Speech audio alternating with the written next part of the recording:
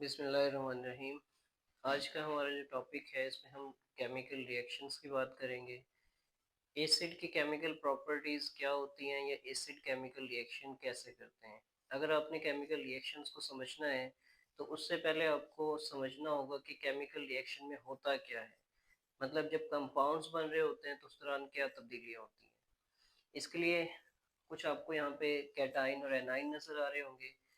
इन cation और A9 को मिला के हमने एसिड्स, बेसिस और साल्ट बनाने हैं। अब ये कैसे बनेंगे, ये चीज़ अगर आपको समझ आ जाती है तो आपको आगे जो रिएक्शंस करवाने हैं वो बहुत आसान हो जाएंगे।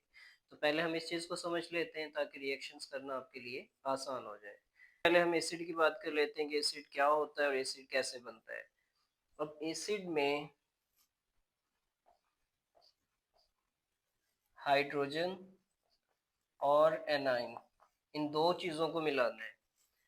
कैटाइन में से हम कोई नहीं ले रहे, यहाँ से हम एक पॉजिटिव ले रहे हैं H+। इन मेटल्स में से किसी को नहीं लेना, हाइड्रोजन को लेना है।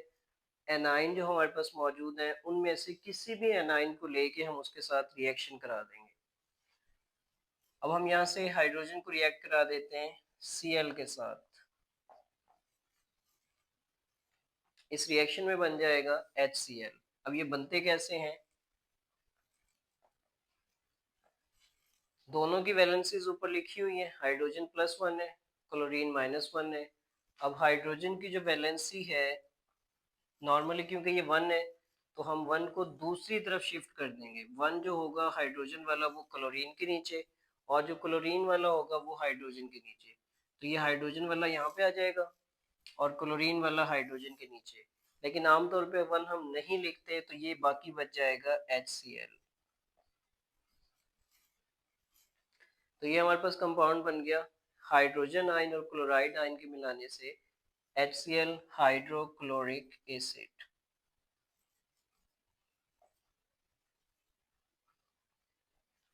आमतौर पे जो एसिड होते हैं ना उनके नाम के आखिर में आईसी और एसिड लगाया जाता है।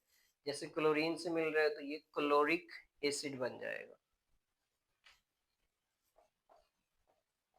इसी तरह से एक और हम ले लेते हैं NO3 नाइट्रेट आयन। अगर इस नाइट्रेट के साथ हम रिएक्ट कराते हैं तो हमारे पास क्या बन सकता है। यहाँ पे भी हाइड्रोजन और नाइट्रेट दोनों को साथ मिला के लिख दें। यहाँ पे भी 1 है और यहाँ पे भी 1 है। 1 आमतौर पे हम लिखते नहीं है तो ये बच जाएगा HNO3।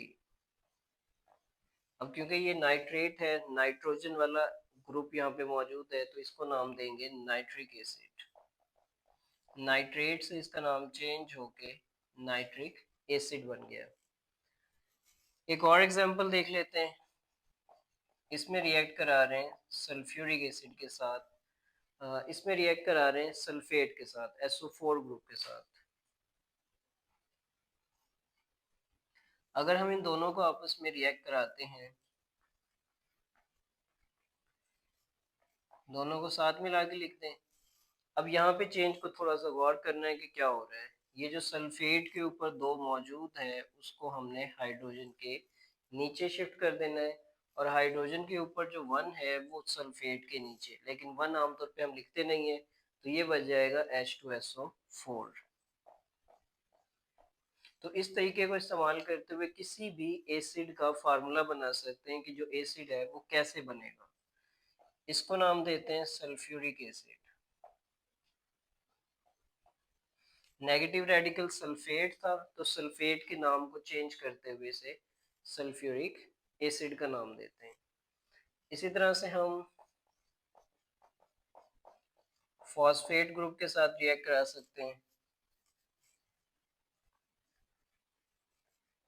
अब जब फॉस्फेट से मिलाएंगे तो HPO4, ये जो 3 होगा ये हाइड्रोजन के नीचे, और हाइड्रोजन वाला जो 1 है वो फॉस्फेट के नीचे, लेकिन 1 आमतौर पे हम जाहिर नहीं करते।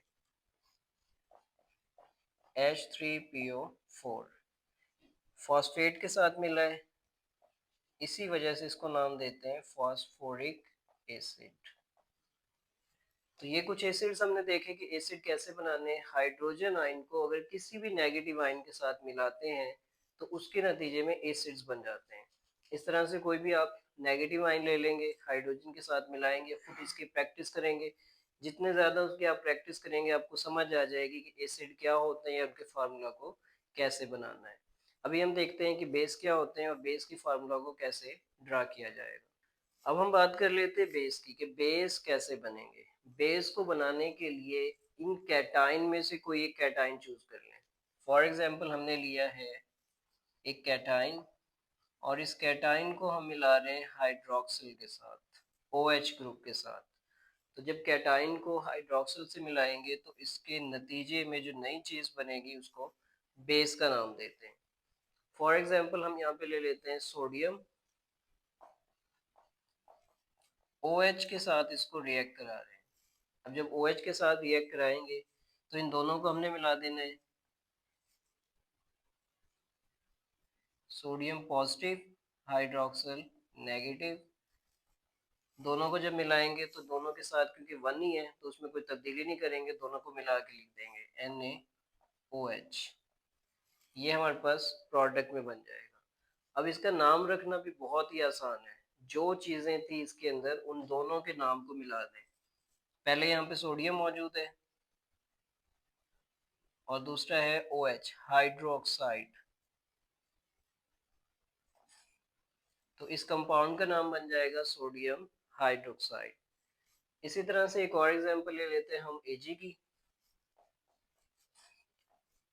इसको अगर हाइड्रोक्सिल ग्रुप के साथ मिला दें तो ये बनेगा AgOH। इसमें भी तरीका वही है जैसे अभी हमने ऊपर देखा है।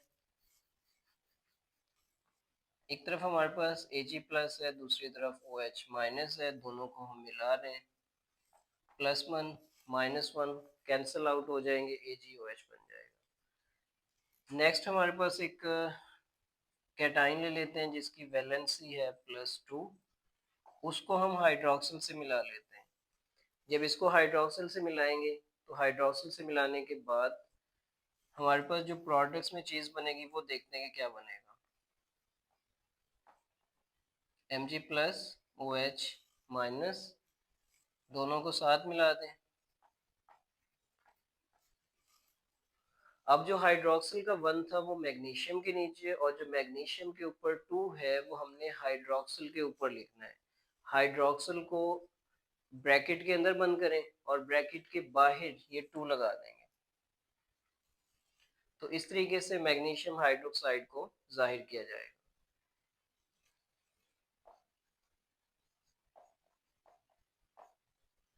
ठीक है, इसी तरह से हम अगर एल्यूमिनियम के साथ रिएक्ट कराते हैं Al+3 हाइड्रोक्सिल ग्रुप के साथ उसको रिएक्ट करा रहे हैं। सिंपल सा रिएक्शन होगा इसका भी। पॉजिटिव नेगेटिव रेडिकल को सेम उसी तरह से मिलाएंगे। वैलेंसी को क्रॉस एक्सचेंज मेथड से दूसरे के नीचे भेज दें। ये जो एल्यूमिनियम वाला 3 था ये हाइड्रोक्सिल के नीचे और जो हाइड्रोक्सिल वाला 1 है वो एल्यूमिनियम के साथ, लेकिन 1 आमतौर पे हम जाहिर नहीं करते। ठीक है, तो ये हमारे पास कंपाउंड्स बन जाएंगे। अब जैसे ऊपर हमने नाम रखा है सोडियम हाइड्रोक्साइड, सेकंड था सिल्वर, तो इसका नाम भी हो जाएगा सिल्वर हाइड्रोक्साइड। थर्ड नंबर पे मैग्नीशियम है, मैग्नीशियम हाइड्रोक्साइड। नेक्स्ट एल्यूमिनियम है, एल्यूमिनियम हाइड्रोक्साइड। तो ये हमारे पास जो हाइड्रोक्साइड हैं, जो बेसिस हैं, वो यहाँ से बन जाएंगे। तो पहले हमने क्या किया था, एसिड को बनाने के लिए हमने एनाइन को हाइड्रोजन से मिलाया था। बेस जब बनाना है तो कैटाइन को हाइड्रोक्सिल से मिला दें। तीसरी चीज़ है साल्ट। अब साल्ट कैसे बनाने हैं इसके बारे में हम देखते हैं। अब तीसरे नंबर पे है साल्ट। साल्ट बनाने के लिए क्या करना है, एसिड के लिए हमने हाइड्रोजन को एनाइन से मिलाया था, बेस के लिए कैटाइन को मिलाया था हाइड्रोक्सिल से। अब यहाँ से हमने कैटाइन और एनाइन को आपस में मिला देना है। हाइड्रोजन हाइड्रोक्सिल के अलावा जो भी कैटाइन है, जो भी एनाइन है, दोनों को मिला दें।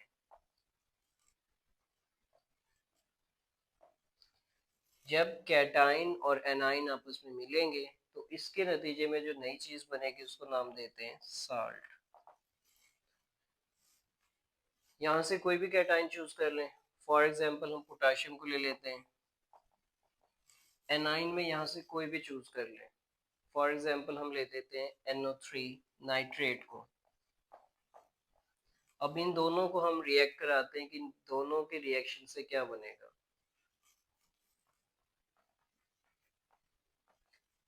वैलेंसी के हवाले से बात करें तो दोनों की वैलेंसी 1 है।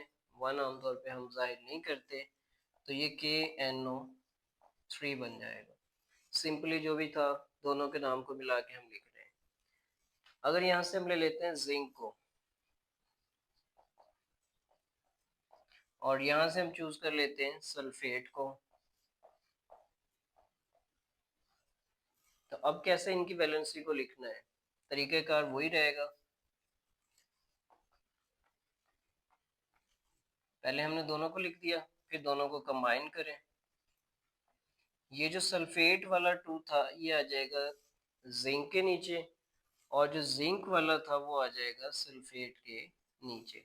अब क्योंकि दोनों में एक ही जैसा है तो ये आपस में कैंसिल हो जाएंगे, बाकी बच जाएगा ZnSO4। इसी तरह से हम एक और एग्जांपल ले लेते हैं जिसमें हम मिला लेते हैं सोडियम को कार्बोनेट के साथ।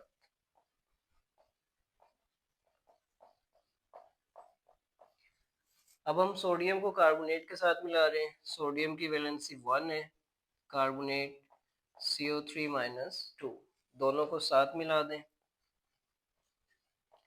ये जो 2 कार्बोनेट वाला है ये यहाँ पे आ जाएगा, और जो 1 था यहाँ पे सोडियम का वो दूसरे के नीचे, लेकिन 1 हमने लिखना नहीं होता तो ये Na2CO3 बन जाए।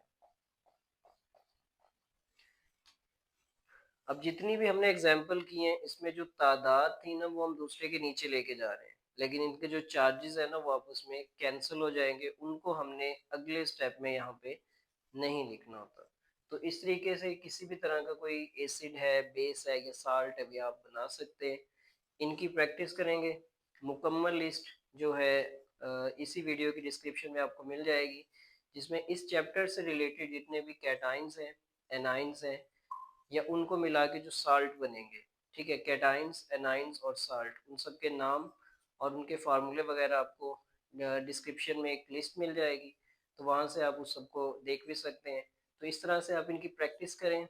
जितनी ज़्यादा आप इनकी प्रैक्टिस करेंगे आपको समझ आ जाएगी कि ये क्या होते हैं, कैसे बनते हैं और इनके नाम कैसे रखे जाते हैं। अब इसका जो नाम रखा जाएगा वो बिल्कुल ही सिंपल है। कैटाइन और एनाइन के नाम को मिला दो। यहाँ पे पोटाशियम था, नाइट्रेट के साथ इसको रिएक्ट करा रहे हैं, तो दोनों के नाम को मिला के पोटाशियम नाइट्रेट। इसी तरह से जिंक को सल्फेट से मिला रहे हैं तो ये हो जाएगा जिंक सल्फेट। तीसरे नंबर पे है सोडियम कार्बोनेट के साथ मिला रहे हैं, सोडियम कार्बोनेट। तो जितने भी एसिड्स, बेसिस और साल्ट हैं उनके नाम को भी जो है ना आसानी से याद रखा जा सकता है कि उनको नाम रखना कैसे है। अब हम इनके रिएक्शन देख लेते हैं कि इनके रिएक्शन जो है ना किस तरह से होने हैं।